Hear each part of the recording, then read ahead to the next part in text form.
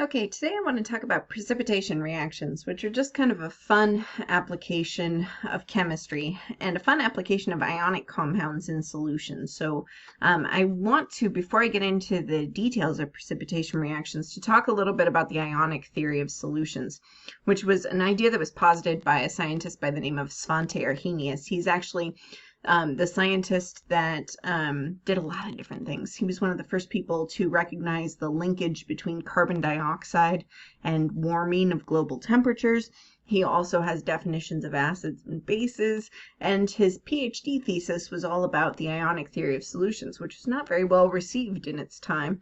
But it essentially said that ionic compounds, so remember that ionic compounds are metals with nonmetals, when they dissolve in solution, and we can picture this even with like table salt, right? I put table salt in water, I see it kind of essentially disappear. We know because of the law of conservation of mass, it doesn't actually disappear, it dissolves. And when it dissolves in solution, it's not that it stays as sodium chloride.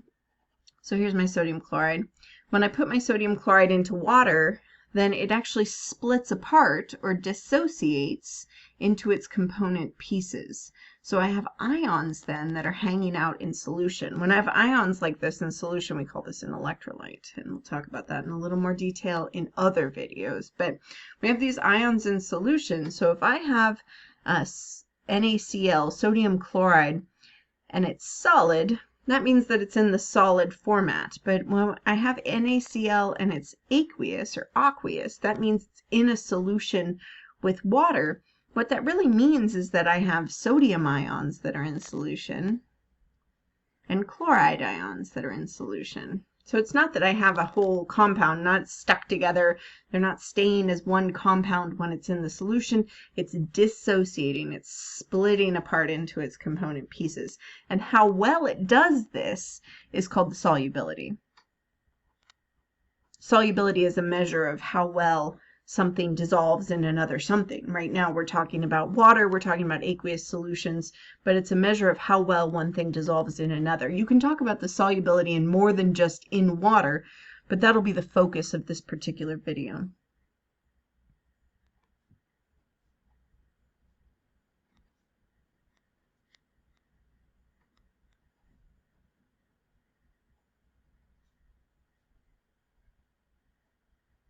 All right.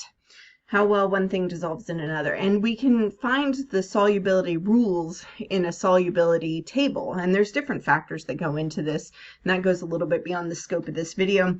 You can look into that in more detail as you move on in chemistry careers. This is really pitched towards more an introductory level. But solubility is really based on how well one thing dissolves in the other. And that's really based on where it is in the periodic table. It depends on the charge. It depends on the size. It depends on a lot of different things. Now, when I react together two ionic compounds then, and these ionic compounds are ions in solution, then they react in what is called a double displacement reaction. So the double displacement reaction, where if I have AB, which is, we'll just call this some sort of generalized compound, and it's in the aqueous form, that means that it's totally soluble, which means that it really is existing as an A plus and my B minus. And I know that it's always the cation, then the anion. And if this one is also aqueous or aqueous, then it really exists as C plus and D minus. Right? So when I have these compounds, I represent them in a chemical formula as being together, right? So I'm showing them as all one reaction, all one compound within this particular process, but it's really existing, as we saw in our beaker there above, they really exist as ions in the solution. So I really have a whole beaker full of ions that are now going to kind of swap partners. They have the potential to see each other then. So if we're kind of looking here, A is paired with B in my reactants, C is paired with D, but now C and B have the potential to interact with each other, and A and D have the potential to interact with each other. And they will do this double displacement. So displacement means to move from place. You know, they kind of do a little do-si-do here. So where I have the cation from my first one that forms with the anion from my second, the cation from my second that forms with the anion from my first. So it will always react in this particular format. So we can be able to predict then these products, and we can determine what their phases are based on a solubility table. So we can look and see what are the characteristics of these ions. Do they like to dissolve? Are they soluble or insoluble? If they are soluble, that means that they are aqueous or aqueous. If they are insoluble, that means that they form a solid. So insoluble, it stays as a solid, and that solid we call a precipitate. Hence precipitation reactions. So it's a precipitate, it's the solid that forms, it'll settle out in solution, and we can predict which one is going to do that based on kind of a series of rules. So let's go through kind of the steps of how we would go about solving problems like this. So if we see a precipitation reaction, here's the steps. We need to first predict those products of the reaction using that double displacement format. So that AB plus CD gives us AD and CB. And we need to make sure that when we put them back together, that the charges for each of the ions are balanced out. So we make sure that they're valid chemical formulas for those ionic compounds. Then we're going to predict the phases using the solubility chart. And again, they're either going to be aqueous or aqueous, or they're going to be solids. And then we're going to balance the chemical equation. We need to have the same number and type of element on each side. So that's an important piece to this. And then here's kind of the bit that's interesting. As chemists, we're interested in the take-home message of the chemistry. And if there's a solid that forms, then that precipitate in the precipitation reaction is sort of the most interesting thing. So to get there, there's kind of three major steps. Once we've figured out what the equation is, then we have a total ionic equation, meaning that we can split things into their component pieces, keep solids as solids. We're going to remove what are called the spectator ions. Spectator ions are like spectators in sports, ones that are involved in the chemistry. They're in the beaker, they're happening, they're present, but they're not actually part of the precipitation.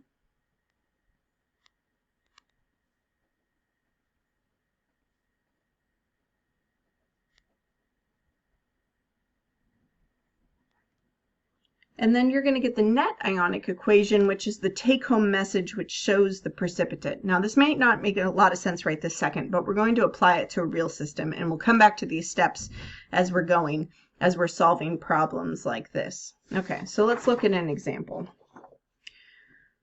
We have sodium iodide and lead nitrate. And so the first thing that we're going to do is we're going to use that format, our double displacement format, that AB plus CD gives me AD plus CB, to figure out what my reaction is. So let's do that. Let's assign our A's and B's. Sodium is A, iodide is B, lead is C, my nitrate ion, that polyatomic ion, is D. So my products are going to be the cation from the first, the anion from the second, cation from the second, anion from the first. So we need to predict what those products are going to be. So now we need to say, well, my AD product is going to be sodium. That's my A. And then nitrate. Now you'll note that I had two of them here, but the two of them here is to balance out the charge of my lead. When I bring it over here, I need to determine whether or not I need two of them or three of them or however many I need to balance it out. So let's do that. We have sodium, which if we go to our periodic table, is in the alkali metal column. So we have our sodium over here. So we know that the charge on a sodium ion is +1. Nitrate is a polyatomic, and because we've memorized our charges on our polyatomic ions, we know that the charge on nitrate is -1. So I have a +1 and a -1, so that's as balanced as you can get. They already are perfect. I'm going to leave the phase symbol as blank for right now, and we'll consult a solubility table once we get to that step. So we have a 1-to-1 ratio, we're good to go there. Now, then you might say, well, but I had 2 on this side, but we'll balance the chemical equation. It's going to be okay. All right, let's do the next one. We have lead and iodine. So we know that iodine has a charge of -1, and we know that because it's a halogen. So if we look at the periodic table, then our iodine is here in column 17 or 7A, so it likes to make a -1 charge. My lead here is a +2, and I know that it's +2 because it's paired with this -1 here. Whatever the charge is on my lead on this side is the charge on my lead on this side.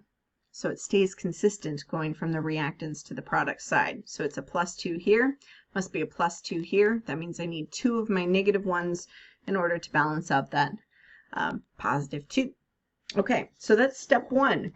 Now I need to predict the phases using the solubility chart. So let's get a solubility chart up here. If we look at this solubility table that I've just pulled from the internet, you have similar ones if you're studying chemistry in your book.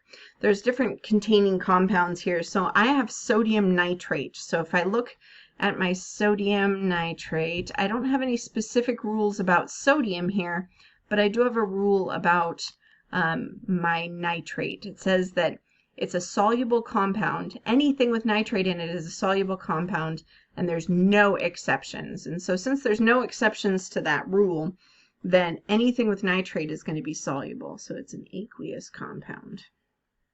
Now if we go back to our solubility chart, then our next one is lead iodide. So we have iodine here, and it says that it's usually soluble, but an exception to that is when it's paired with lead 2+, which is what it's paired with in this case. So because that's an exception to the solubility rule, then we say that it's a solid. It's insoluble.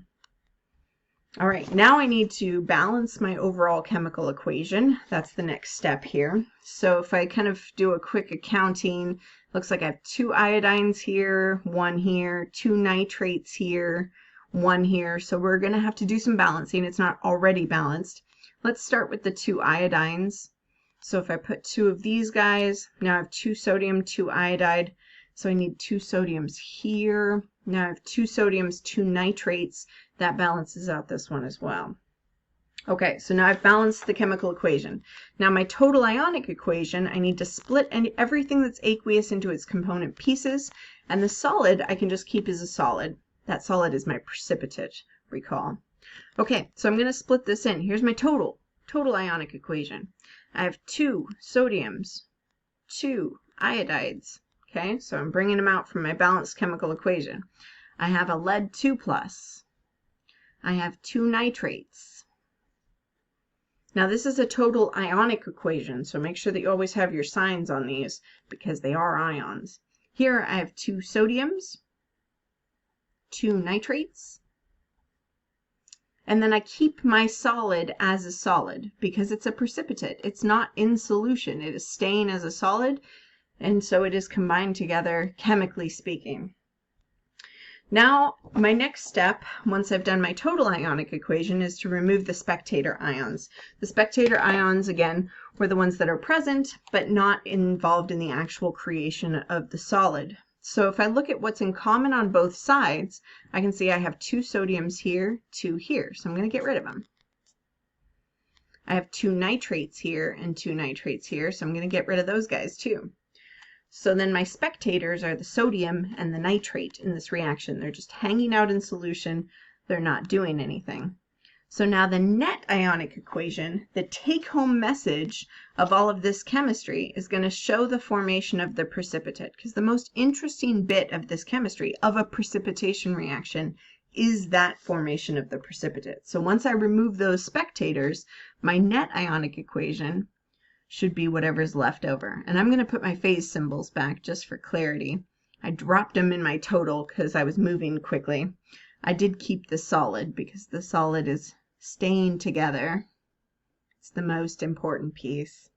And here's your net ionic equation. It should be balanced, so I should have the same number and type of thing on each side, and it shows the formation of the solid, right? It's like your net pay, your take-home pay, the take-home message of this chemistry. All right, so if you have any questions on precipitation reactions, don't hesitate to reach out. Otherwise, I will talk to you again soon.